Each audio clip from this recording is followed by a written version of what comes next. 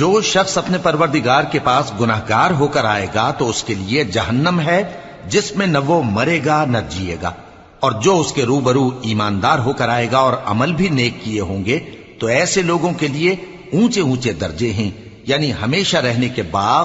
جن کے نیچے نہریں بہ رہی ہیں، ہمیشہ ان میں رہیں گے، اور یہ اس شخص کا بدلہ ہے جو پاک ہوا۔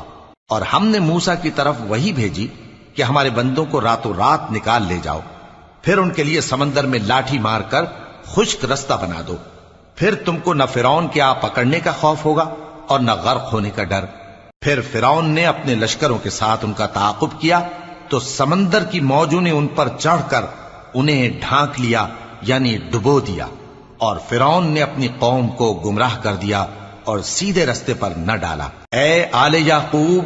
ہم نے تم کو تمہارے دشمن سے نجات دی اور تورات دینے کے لیے تم سے کوہ طور کی